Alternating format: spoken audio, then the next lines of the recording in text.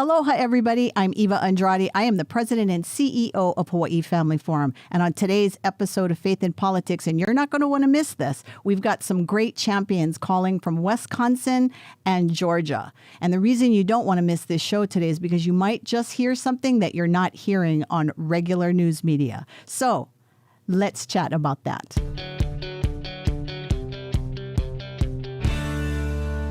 Welcome back, everybody. We are in the lovely, beautiful K-Light Studios live, and it's just such a pleasure to be here. And as always, we thank Kalo TV for their partnership in making this happen.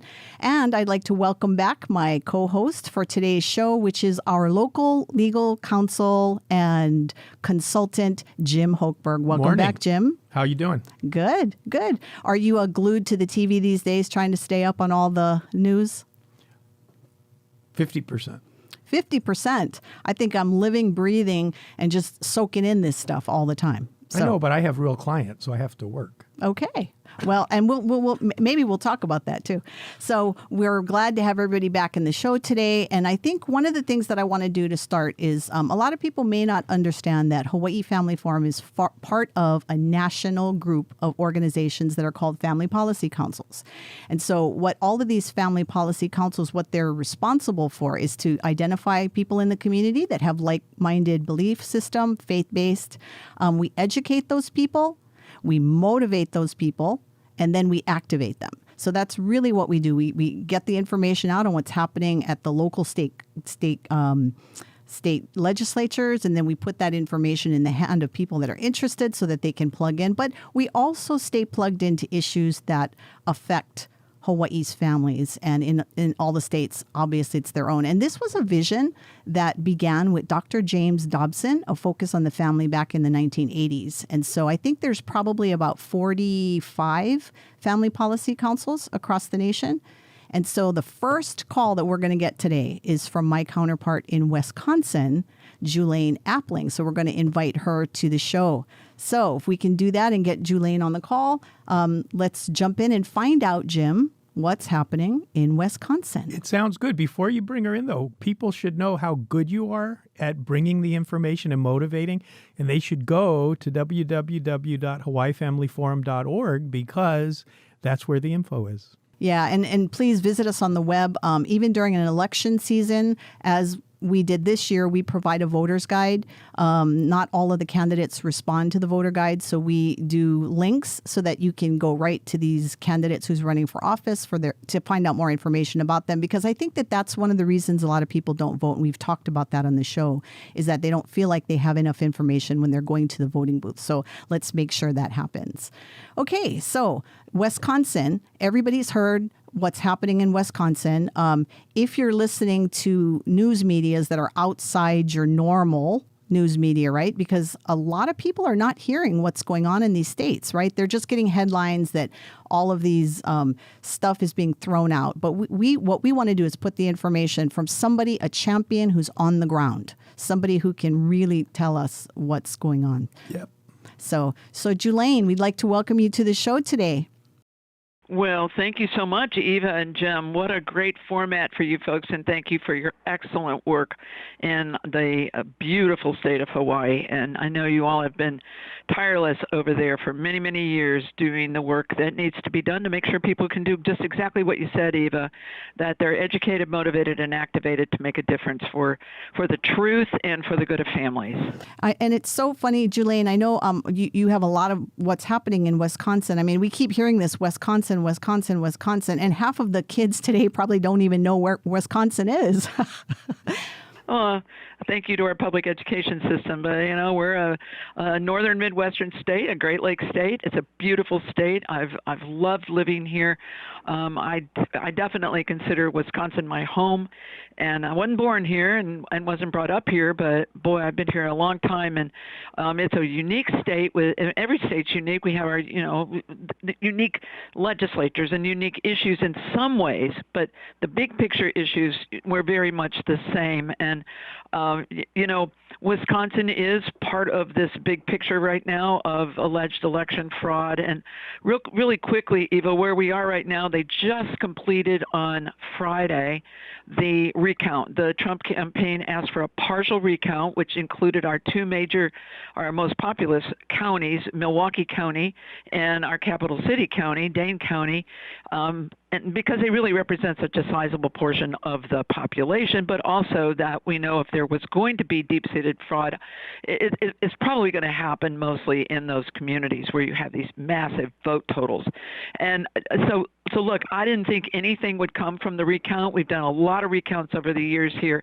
Well, I've been doing this 23 years now, and they've never really yielded anything that was massive enough to overturn an election. And so they didn't. I think they picked up 87 votes for Biden, so the spread between Biden and Trump right now is somewhere around a little north of 20,000 votes, I believe, which, by the way, is fewer than what Trump won the state by in 2016. So in my opinion, if there is fraud here in Wisconsin, a recount will not capture it because all we're doing is counting fraudulently cast ballots. Julaine, yeah, and I think that's one thing we really, Jim and I kind of mentioned this on the show last week, is there's a difference between an audit and a recount. And so people kind of think that an audit is going on in Wisconsin, but that's not what's happening, is it? No. And actually what's happened now, there are at least two lawsuits that have been done, and I really think that's what they're going to go for, Eva. I think they're going to go these lawsuits. And I'm just going to tell all your listeners, you were talking a bit with Jim earlier, Eva, about being tuned into what's going on. This is this week and next week are going to be big weeks in the courts in the states where we have these lawsuits going on in Arizona and Nevada and Wisconsin and Georgia and Michigan in particular, because the time's running out. These things have to happen very quickly, or states are not going to be able to comply with federal law on reporting their results and then getting ready for the Electoral College vote and so forth. So the Trump campaign just today, this week, filed a lawsuit basically saying, hey, there is fraud here that needs to be looked at and examined, and they have a ton of things they want to look at. There was another private lawsuit filed by actually a kind of a subdivision of the Thomas More Society and the Armistead Project, and that was filed last week. And they basically say, look, there is a ton of fraud.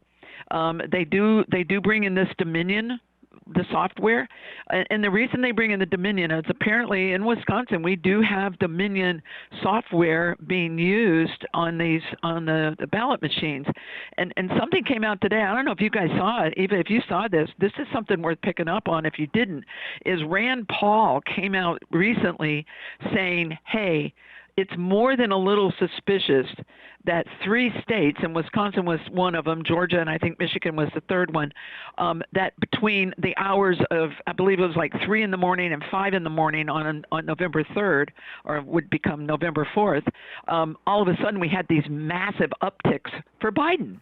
Yeah. Julaine, now, is this the first election that you guys have used the Dominion system, or was that in place for 2016? So I'm going to say something that's going to, you may never invite me back. No, that's not going to happen. For all my years, I have assiduously avoided being a conspiracy theorist. Me too. I have avoided it like the plague. Most of us. All that has gone on in 2020 has made me really step away from that, because there is something going on in this country. And I don't know the depths of which Dominion is involved, because I have tried to say in Wisconsin over the years, let's assume the best. Let's assume the best intentions of the people who are working in the Wisconsin Elections Commission and the people who are working in the polls, the people who are, wherever they are involved. I think there's too much evidence out there right now that we can no longer assume the best intentions of people in some of the highest, most strategic places. I'm not sure. Julaine Appling, did you just use the word evidence in our presence? Because the media, as you know, they're falling over themselves telling people there is no evidence, 000. Yep. I got to tell you, Eva, I just did a radio commentary that airs statewide on Christian radio about lies. We don't like being lied to. But one of the hardest things we have today to do is to determine truth and figure out who's lying to us and what the lie actually is. And the media is absolutely 100% complicit in keeping the truth from us, from making people feel ignorant and stupid and bigoted and homophobic and racist and everything else, by shaming us to say, oh, there's, there's when we say there's fraud, they say, oh, no, there's no evidence, there's no fraud, there's, this is just all hype. Frankly, I'm very, very tired of that. And we hear it all the time. And I pick up the Milwaukee Journal online every day. Their headlines are primed to make people feel stupid and just it's just very belittling about this election fraud. And that's I really believe it's there, by the way. Yeah, and so that's what I was going to ask you. So you're living in Wisconsin. You live, breathe Wisconsin. I mean, that's your home. And I know you were born in Georgia, right? I was. Yeah, see, I did. I born in Georgia, raised in Michigan for half of my growing up years, and now I live in Wisconsin. I got a triple whammy going on. Yes, you do. I don't know. It looks like this voting fraud is following you. Eva, you're going to get me in real trouble. No. Okay, so no, but what I want, and I know Jim probably has some questions for you too, but the other thing that keeps coming up about Wisconsin is that you have very good election laws in place, and especially with the mail-in ballots, right? And that's a big question that's happening there. So, I mean, do you feel when you see the headlines across the nation that has Wisconsin in it, do you feel like, well, I guess you kind of answered this, but do you feel like they're being accurate in what they're saying? No, they're not being accurate. Look, we have room for improvement in our election law. We have same-day registration, meaning people can register to vote on the day of elections. That is an open door for fraud right there. That's one problem. Secondly, on our request, now we don't have true mail-in ballots or true mail-in elections. We have to request an absentee ballot. When Corona hit in the spring, see, we beta tested all of this because we had a major spring election in early April. And so what happened was on the application for an absentee ballot, there's a spot where you can mark, I only want an absentee ballot for this election, or I am indefinitely confined. If you check that box, Eva and Jim, you don't have to produce voter ID. Oh, my. Think about the fraud there. And because the Wisconsin Elections Commission, the Republicans should have cleaned house with that. They had a golden opportunity when Scott Walker was governor and the Republicans were in the majority in both of our chambers of our state legislature. They should have absolutely cleaned house. They did not. And so our Wisconsin Elections Commission is not at all helpful. And they send out notices telling people and telling the clerks, they could say this apparently, just tell people that they can check that box and then they don't have to do voter ID when if they decide to not vote, by absentee, oh well, so what? So all these people to the tunes of well over 100,000, according to one of these lawsuits, have marked, I'm indefinitely confined. You're supposed to be able to prove that you're indefinitely confined. Coronavirus and COVID is not an indefinite confinement. I tell you what, Julaine, I think what scares me the most about all of this is that the mass public, if they're not tuned in to news sources outside of your mainstream media, they are not going to get this information, which is one of the reasons why Jim and I have decided to continue the discussions on the craziness that's following the election. So I know we have about a minute and a half left of our interview with you, and I don't want to waste time. Jim, do you have any good questions for Julaine? I'm sure you do. Well, you guys have one house that's Republican-led and one that's Democrat-led, right? No, we have two. Both of our state chambers our legislative chambers are Republican majorities. Okay, so then how much courage do your Republican legislators have to be bold enough not to worry about their next election and just use Article 2 of the Constitution and pick electors without regard to the vote? Good question, Jim. And that's one thing we're encouraging our people to do. Number one, pray that fraud will be exposed and that justice will be served. And secondly, contact your legislators and remind them that they don't have to roll over. They can exercise their authority to send their own slate of electors. I personally believe we don't have enough of the Republicans who have true courage, stand on true principle, and really believe that this election had that much fraud. And so, but we're encouraging the grassroots to do that. I see things happening.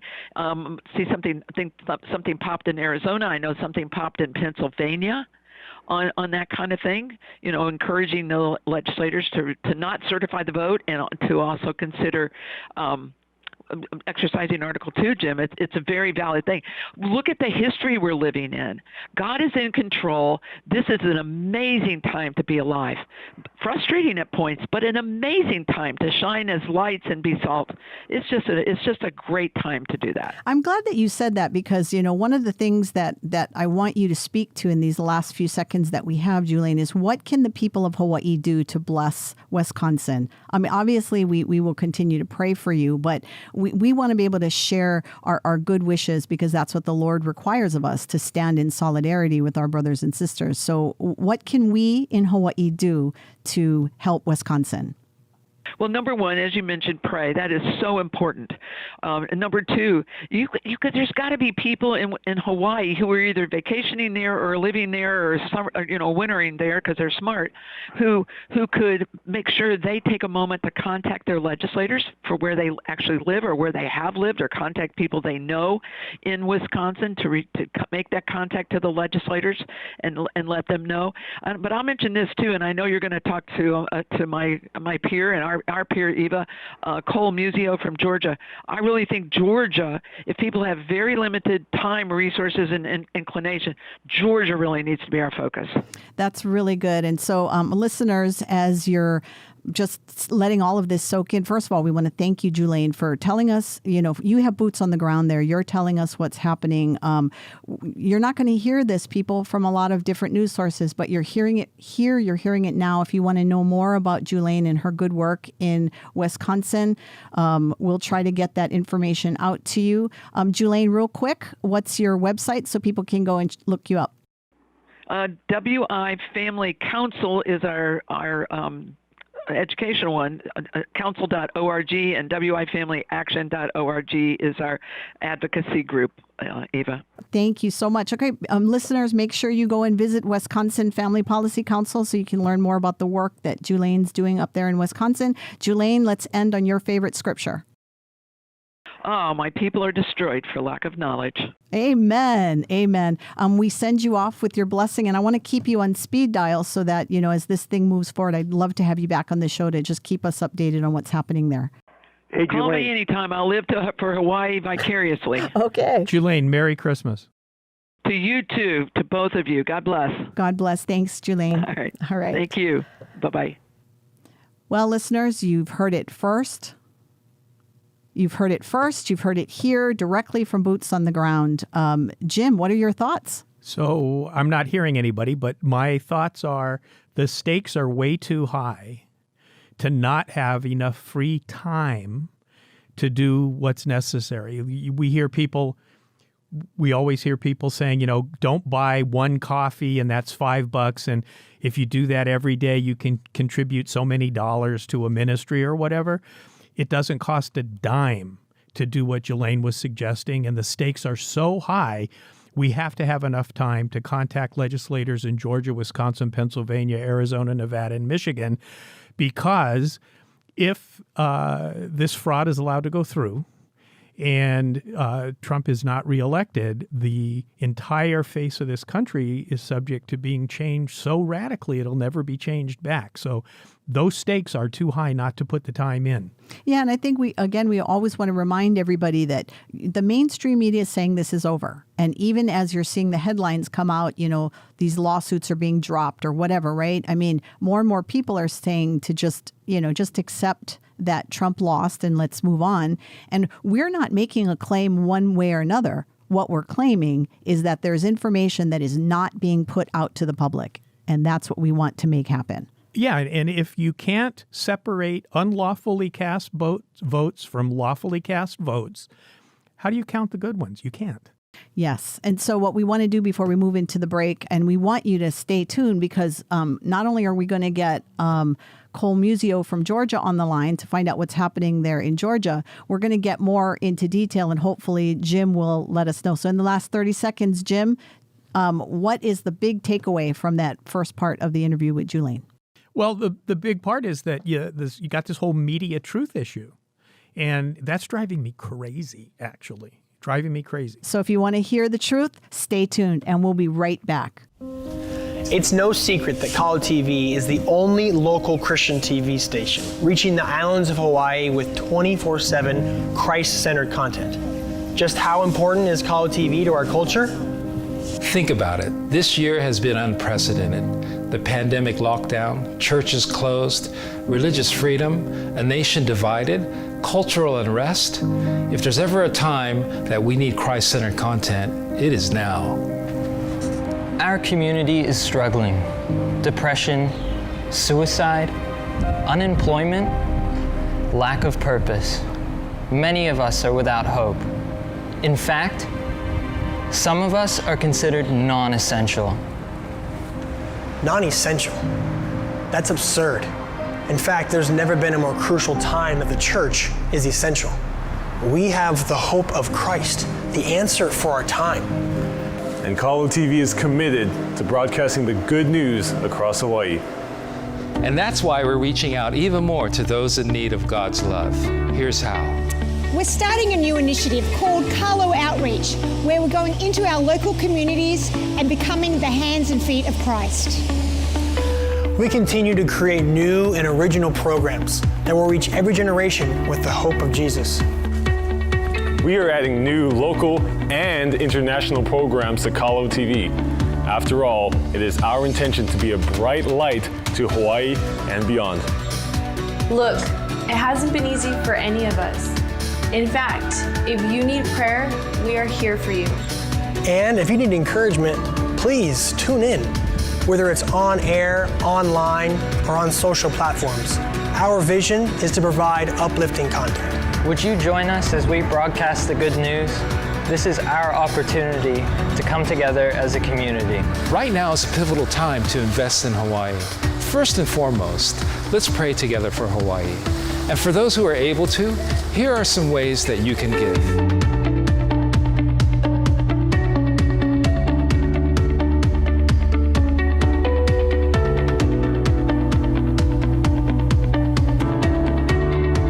As sure as we are that the sun will set tonight and rise again tomorrow morning, so is our hope in Christ.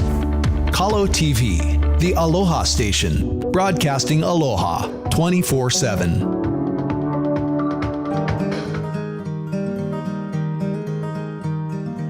Aloha, I'm Eva Andrade. I'm the president of Hawaii Family Forum, and we've been serving Hawaii's faith-based community since 1998. What we do is we provide research and education to the faith-based community to help them understand what's happening at the state capitol and what's happening on the issues that affect the families here in Hawaii. If you would like more information, please visit us on the web. But in the meantime, know that Micah 6:8 says that the Lord requires of us to do justice, to love mercy, and to walk humbly with your God. And we can help you do that, not only to raise your voice the way that the Lord calls us to raise our voice, but to understand the issues on a scriptural basis. And we'll tell you how you can learn more about what's affecting Hawaii's families. Mahalo.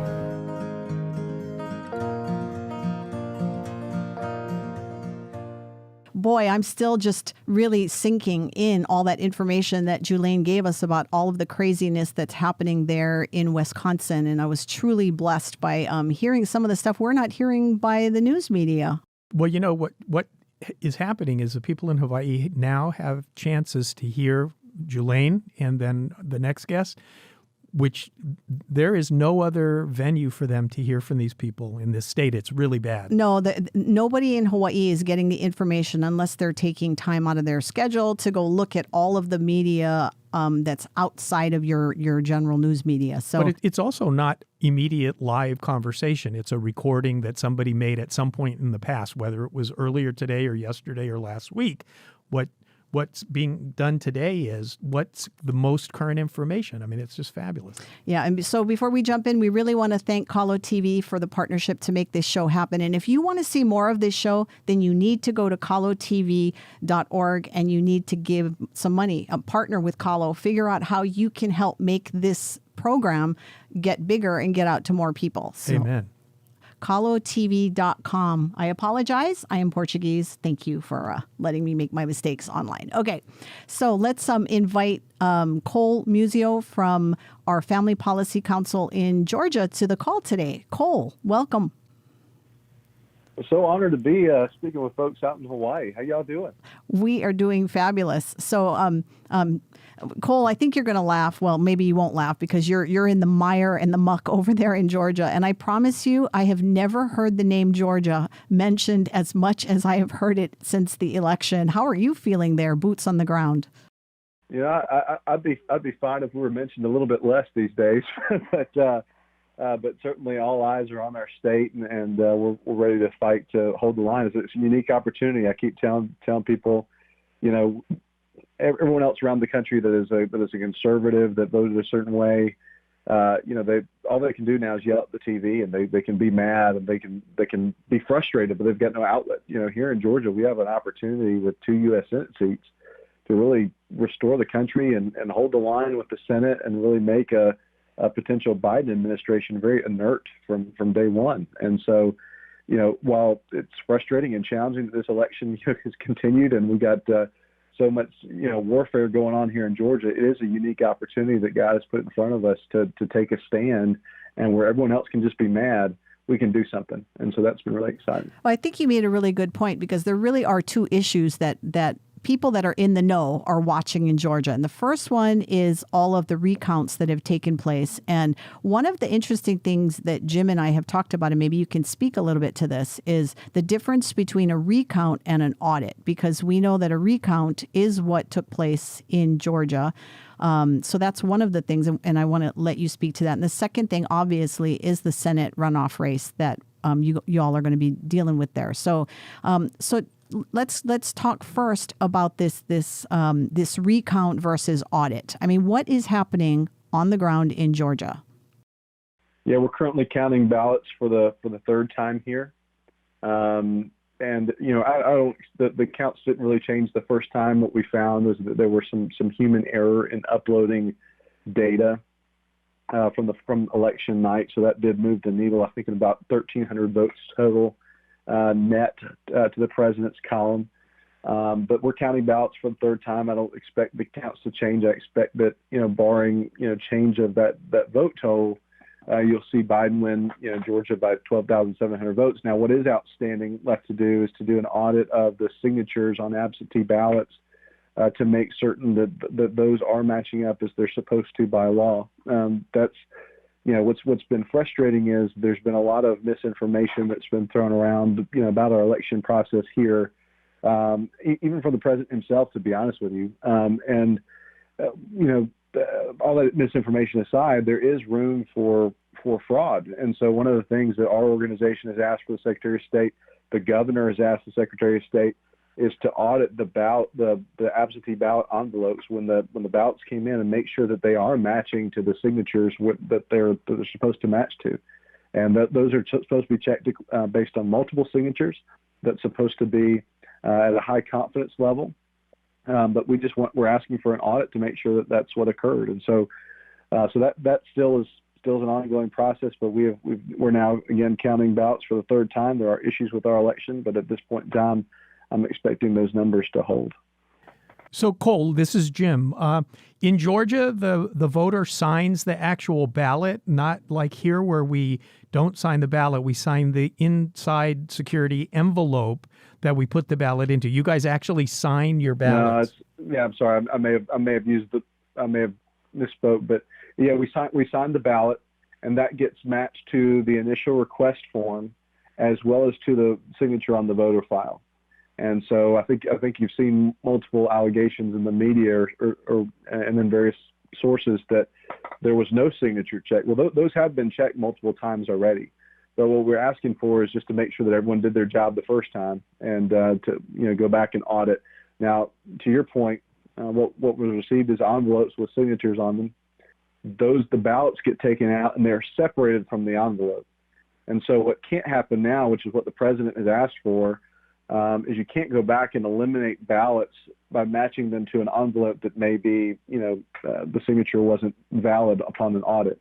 You can't do that. What would need to be done is you'd need to prove that there was widespread fraud in that signature process, that a huge number of these envelopes had signatures that didn't match the voter file and shouldn't have been accepted as ballots in the first place.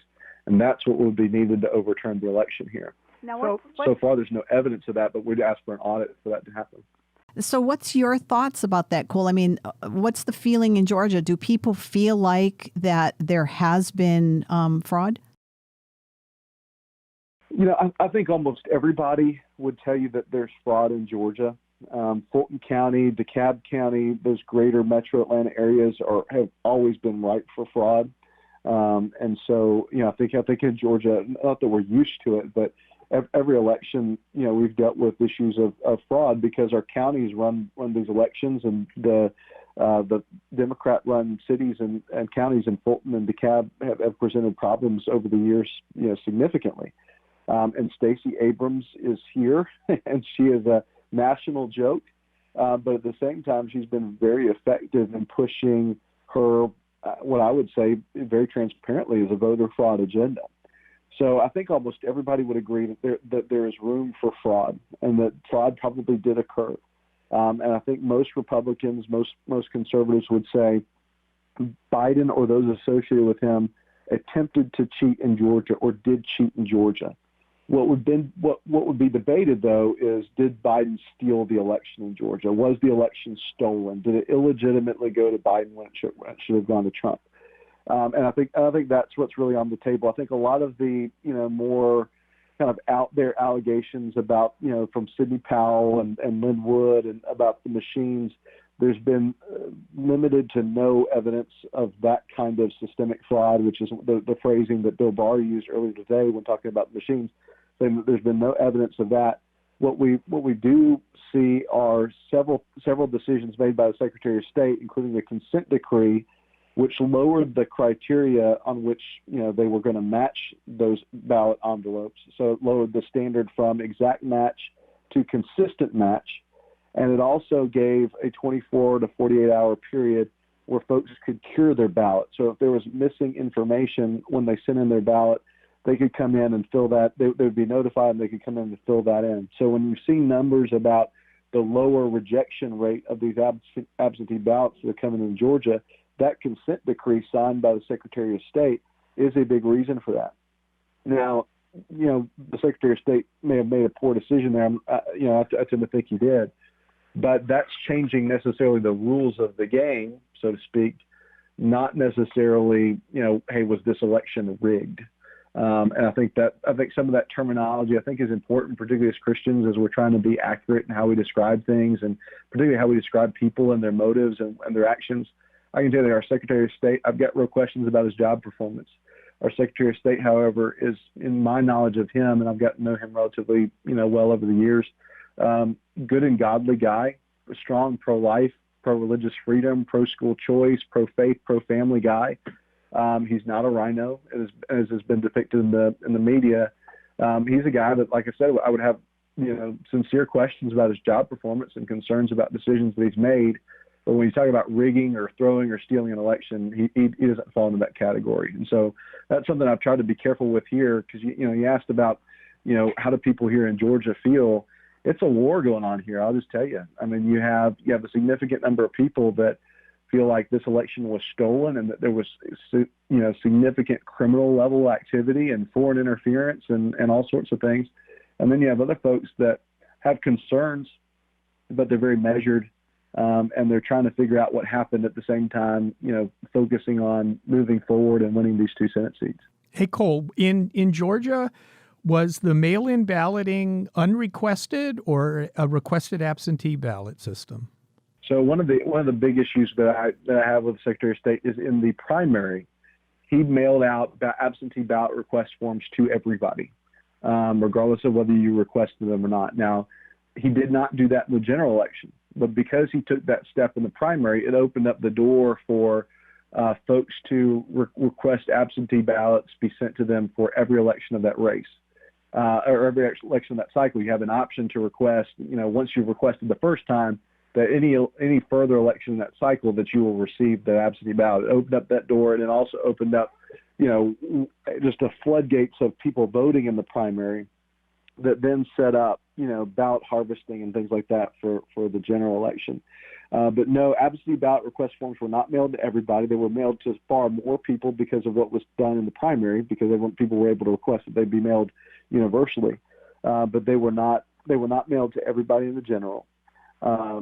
That's been a problem. The other thing that people are hearing a lot of, Cole, is this, that there are people actually asking people to move to Georgia to actually cast votes in the runoff election that's going to take place for the Senate candidates.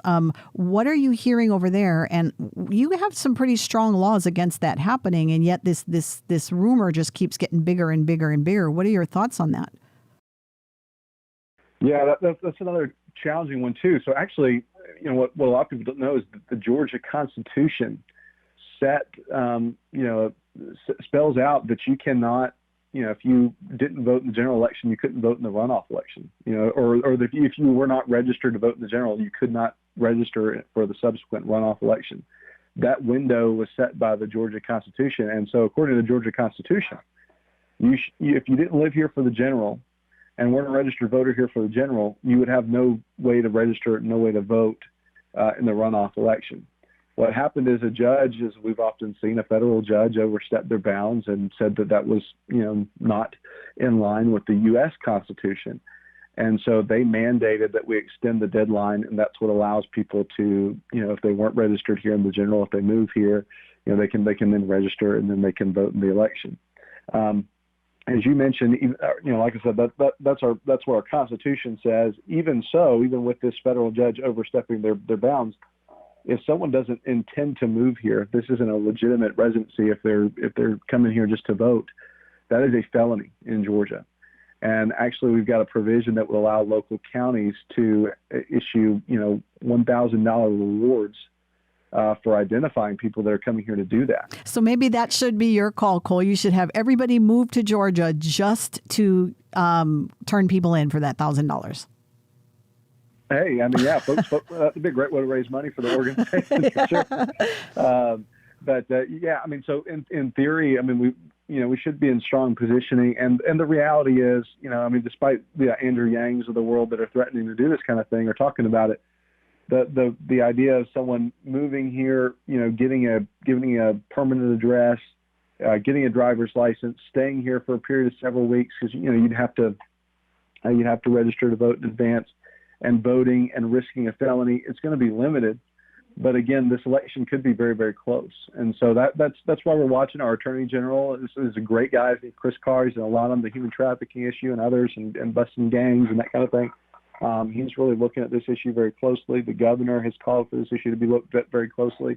And so I do think, coming with all the scrutiny that we've gotten from the general election, there will be a tremendous amount of vigilance going into the special election. Now, that doesn't mean everyone should just say, oh, there's going to be vigilance, let's be confident. It's definitely something that we need to continue to watch out for. Hey, Cole. But if we do our job and turn out, we'll win.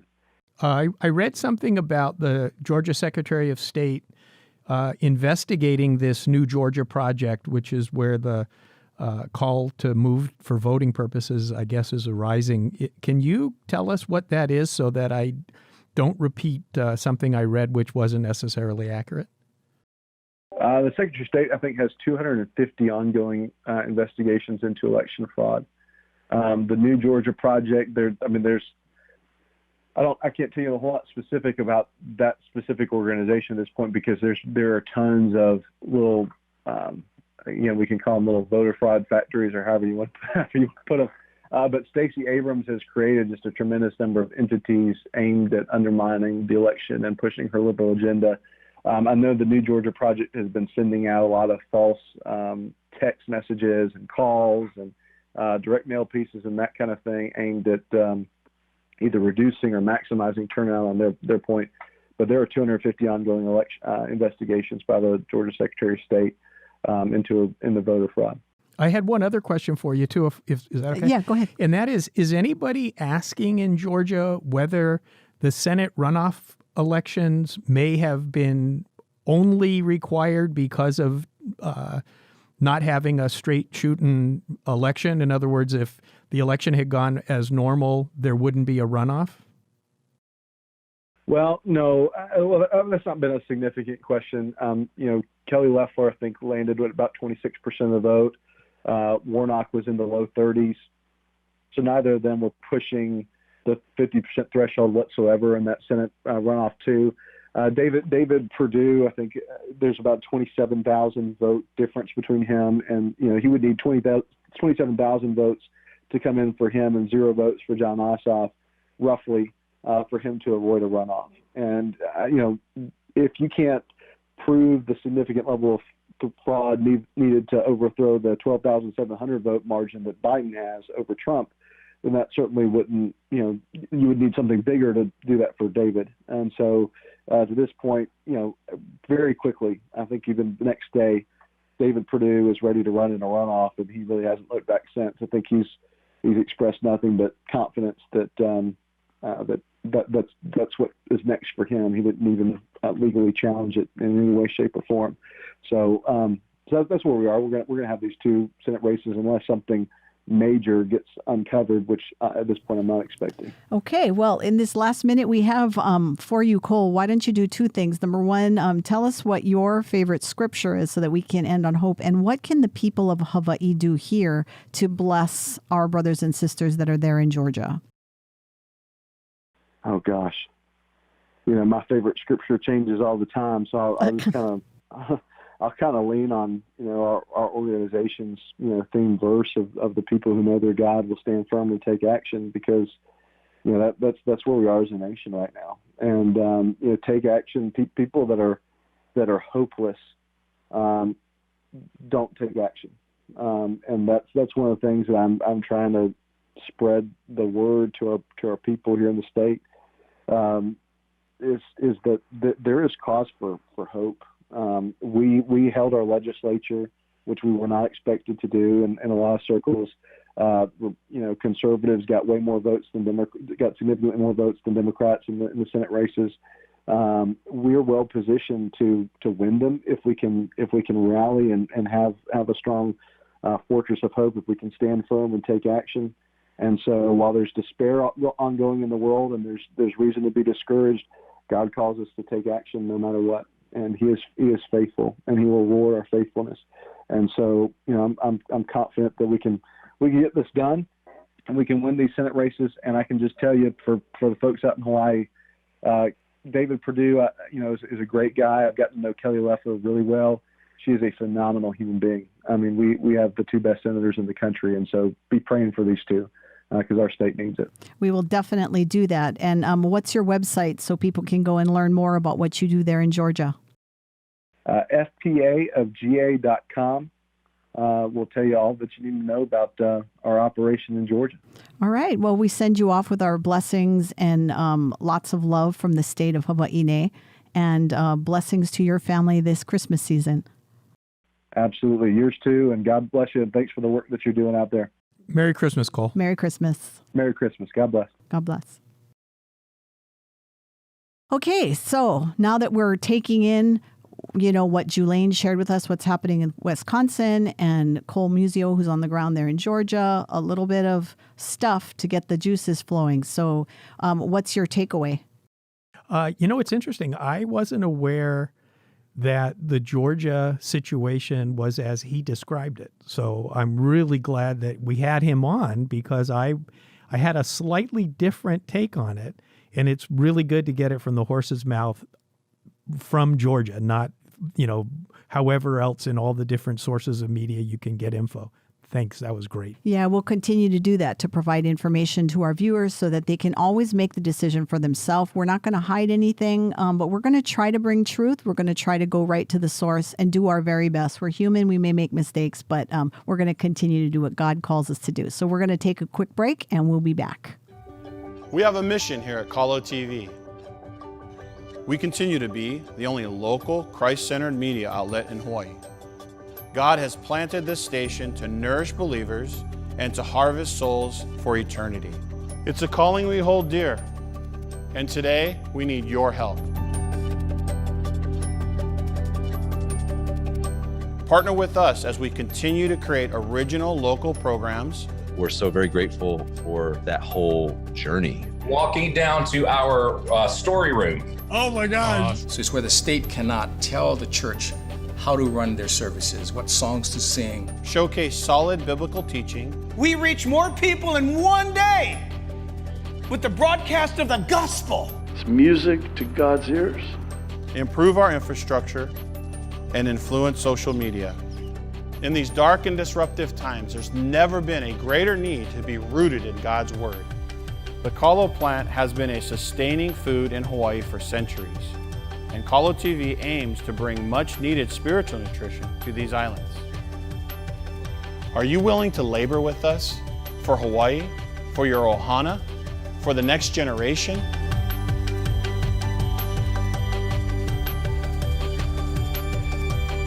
Go to kalotv.com and partner with us today. Aloha and welcome back to the show. You know, this Faith in Politics is brought to you by Kalo TV. And if you want to get involved on the ground level to make this show happen, then go to kalotv.com and partner with Kalo TV. We really want to do everything we can to get the information out. And we can only do that if you join with us. So please do that. And if you want to send me a message, you can do that, eva@kalotv.com. Send me an email and maybe we'll give you a shout out during one of the shows. So, Jim, how you feeling after getting all this information dropped on you? It's not even my birthday. This is great. Yeah. In fact, you know what you were saying is people should take this show if they see it, when they see it, and make sure other people that they know that didn't get to see it because this information isn't available in Hawaii anywhere else. Yeah, so what we always try to do is get people to where we're at, right, with just the facts, and then we give them information and we get them ready to be activated in whatever form is necessary. And one of the things they're hearing, and I want to go back to this because a lot of people do not know this about you, Jim Hochberg, is that you have a minor in journalism. Well, my bachelor's degree was in journalism and political science, actually. So decided that I needed to be a lawyer, so I never worked. I graduated and went straight into law school the next fall. But yeah, my training was journalism, my bachelor degree. Yeah. So as you're watching all of this stuff that's happening across the nation, I think knowing you feel like a lot of the stuff that's happening right now is not true journalism. The best way I can explain my view of what's going on is I wouldn't have a bachelor's degree in journalism if when I was trying to get it in school, I wrote the way they're writing news today. They'd have failed me out. So what do you think's happening across the nation when it comes to the colleges? Are they just not teaching good journalism, or is this a choice that somebody makes when they go to work for a news organization? So one of the reasons I decided I wanted to go to law school when I was in journalism school is the owners of the media publications or broadcast whatever filter down from the top what the news perspective is going to be. So you aren't actually free to, do the Watergate stuff like all the president's men. That's not the way it really works. And so when I learned that through the process, that's why I decided, well, I don't really want to do this. I'd rather be able to sue them. So I went to law school. Okay. Well, there's a lot of interesting information that we got today. So let's try to recap some of what we heard. So we first spoke with Julaine Appling, and she is the president of the Wisconsin Family Council. And what was your big takeaway from Julaine's bombshell? Well, it's interesting because everybody seems to focus on the lawsuits because typically, I guess that's how things get challenged in our country. And she agreed with me that there's this really better maybe political avenue through the Article 2 of the U.S. Constitution, where the legislators don't have to follow the vote in order to pick their electors. They can pick electors to be participating in the Electoral College, which is actually what has always elected the President of the United States. And lawsuits are interesting, but you, from my perspective, don't necessarily want to be trusting judges to maintain your constitutional republic. You want the politics to do it. And all the evidence in the cases, hopefully, is providing the foundation for the courageous legislators to say we can't rely on the vote. We can't separate the unlawful votes from the lawful votes, so we just can't rely on the vote. We have to pick our electors based on the U.S. Constitution, which says the state legislatures pick the electors. I think what scares a lot of people, Jim, is the thought that all of these ballots across these different states, you can't go back and verify some of those. You just really can't. If they've tossed the envelope with the signature, all this crazy stuff that we're hearing. And what happens, though? So like in Pennsylvania, they're discussing exactly what they're going to do about the electors, right? And in Arizona. And this could get bigger. And a lot of people, I was just kind of ODing yesterday on all the different news. And it's interesting. There was an attorney who, he was just giving his own opinion about this. And he says, people forget that sometimes some of the lawsuits can't happen until they certify a vote. So it's like once the certification's out there, now they have the facts to be able to go and say, there's a problem with this and here's why. So he was saying that there could be more lawsuits that are yet to come in all of this, that they're not done. There's tons of lawsuits. And the other thing that we want to make clear is that there are different lawsuits from different groups happening in different states. So this isn't just, Rudy Giuliani. It's not just Sidney Powell. There are other groups out there. There are a lot of lawsuits taking place across the country. That's true. And the other thing that Julaine said is, though, there is a time limit, and it's coming up in the beginning of December, which this is the beginning of December. So, there's a couple of weeks left for the process before the Electoral College has to count the votes on the 14th.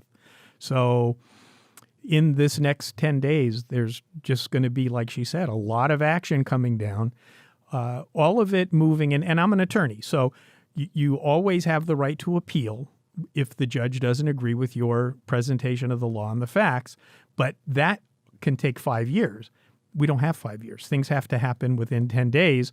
So I did see today that the U.S. Supreme Court's looking at the Pennsylvania case. I'm not sure exactly which one, but that's the last stop in the road. So if they make a ruling in 10 days, which that must be what they're doing, which is why they're looking at it so quickly, that's how you get a final court decision. But like I said, I'd rather rely on the political area, the legislators doing their duty under the Constitution, not waiting for judges to pave the way. They got to have tremendous courage. They got to be willing to never be elected again. But the stakes are that high. And moving to Georgia, talking about the stakes being high. I'm not moving to Georgia. Well, unless you want to commit a felony, you can go ahead and do that. But, moving to Georgia, one of the things that people are really watching is, again, that special runoff election, right? So this could shape our country in a negative way for a long time if we end up having a Democratic president, a Democratic House, and then potentially a Democratic Senate. I just want to put that out there so that people can understand that this conversations we're having about the craziness in politics isn't going to end no matter who's sworn in on January 20th. What are your thoughts on that? Well, yeah, and I think the count in the Senate right now is the Republicans have 50. And if they get one of these, they'll have 51. Of course, if they get two, I went to school, math, they get 52. But the interesting thing is if they lose both Senate seats in Georgia, it'll be a 50-50 tie. And who is the tie-breaking vote? It's the vice president. And so who is the vice president going to be? I mean, this is like, you couldn't write a story like this. You couldn't make it up. Yeah. So let's do this in the last few minutes that we have, Jim. I want people, number one, to stay plugged in and engaged to all of this stuff. And again, listen to this show, listen to other shows that are giving information that you're not hearing on the job. You don't need CNN. You don't need Fox News. You don't need MSNBC, and I could list all of them. You don't actually just need this show. What you need to have is a desire to get to the bottom of this. You need to have a desire to get the truth. So let me give you a word picture. Where we are right now on that is Paul Revere is yelling, the British are coming, except it's the socialists are coming. And we need that kind of desire to know what's going on. Don't come home from work and watch your hour regular TV news. That isn't going to cut it. Paul Revere is saying, you better get activated now. Yeah, and what we're doing here is we're just letting people know what the potential outcome is. So, let's be honest. After all this is said and done, Biden could be sworn in on January 20th, and the Democrats may take the Senate. That may not happen. Well, all we're saying is that there are moving parts right now that are happening that people are not getting all the information. What they're being told is there's nothing here, move on, like that Star Wars scene. There's no droid you're looking for here. Yes. And so what we want to do is we want to just tell people what we're seeing, what we're hearing, and get it from the mouth of the experts, if Absolutely. that's possible. And then, you decide. You decide. If this is... If you're worried about the state and integrity of our voting systems in this great country, you need to rise up and you need to pay attention to what's happening, because our democracy, the very core of our democracy, is being threatened. And regardless of the outcome on January 20th, our voting systems have now been shook. And we need to get to the bottom of what's going on so that this never happens again. Because and this is just my prophetic word, this is just me speaking on this. If they do nothing, Jim, if they do absolutely nothing and they continue moving along this way, I personally will never trust the election outcome again. I will always feel like whoever was elected may not have truly been elected by the will of the people. That's where I'm at right now. There's this whole thing about everybody wants to move to America. Everybody wants to do business in America. Everybody wants to invest in America. There's a reason for that. And the reason for that is the rule of law, as opposed to the rule of man, has been at the core of the maintaining of our constitutional republic the entire time since 1789, when the Constitution was adopted. This election is indicating that the rule of law is what is at stake. And if we don't have a country by the rule of law, we have a country by the rule of men, and we know that human beings are inherently evil. You do not want a rule of man. You don't want that. That's not the United States of America. That's Nicaragua. That's Venezuela.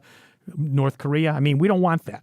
No, we don't. And so what we want you to do is, your call to action is to continue to pray for every leader across this great nation. We ask you to pray for the courageous men and women who are coming up from both sides of the aisle to tell what happened in the election.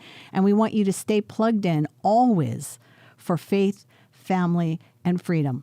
We'll see you next time on Faith in Politics. Mahalo, everybody.